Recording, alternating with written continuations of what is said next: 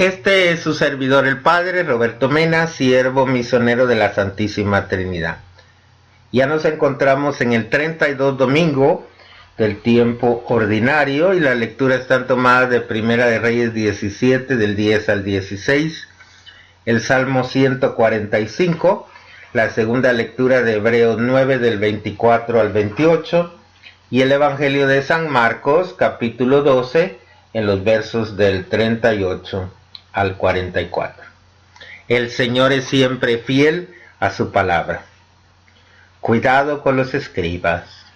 En el Evangelio de hoy toda la primera parte está centrada sobre los escribas, los cuales constituyen la antítesis de la viuda. Jesús con pinceladas precisas y eficaces así los describe.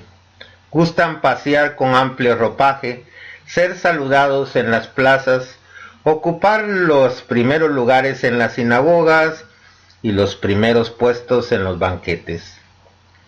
Complacidos de la sumisión que infunden en la gente no estudiada.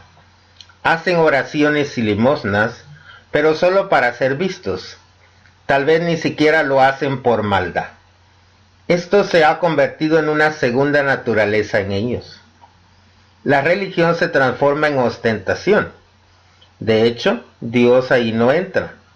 O mejor sí entra, pero solo como pretexto y como factor de discriminación entre ellos y los pecadores. Estos personajes eran los justos, los sabios, los intérpretes de la ley, los hombres de bien de ese tiempo. También se les llamaba doctores de la ley. Su tarea era interpretar la ley y conservar viva la tradición. Y como la ley abarcaba toda la existencia del ser humano, debían responder no solo a cuestiones teológicas, sino también y sobre todo a cuestiones prácticas, incluso a problemas de carácter jurídico, como por ejemplo cómo se concluía una acta de matrimonio o cómo proceder en un divorcio, cómo se debería hacer una compraventa, etc.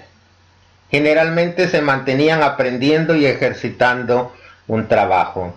A esta institución podía entrar cualquier persona, aun los prosélitos. Para convertirse en escriba se debía contar con un severo currículum. Evidentemente no todos los escribas eran personas así.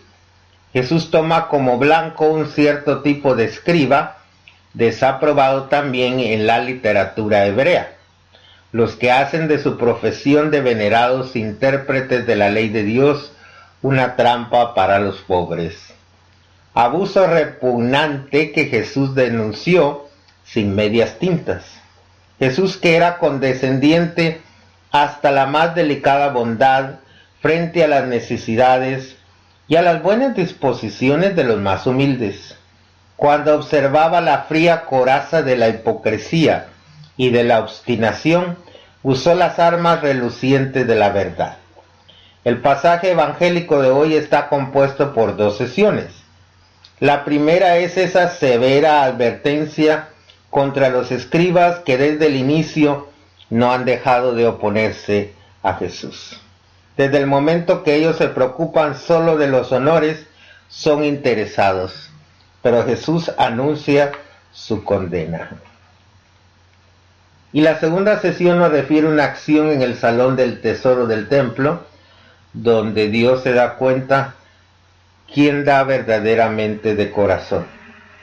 Y tenemos esa mujer que ha echado todo lo que tenía para vivir, y Jesús la pone como un ejemplo. Y nos enseña a nosotros qué es lo que le damos nosotros al Señor. ¿Le damos las obras o le damos lo que tenemos verdaderamente para vivir? Que el Señor nos ayude para ser generosos en lo que colaboramos con la Iglesia.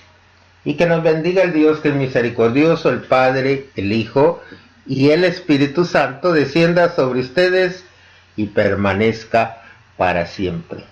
Que ustedes pasen una buena semana en el Señor con la ayuda y la protección de nuestro Señor, que nos pide que seamos siempre misericordiosos como Él lo fue.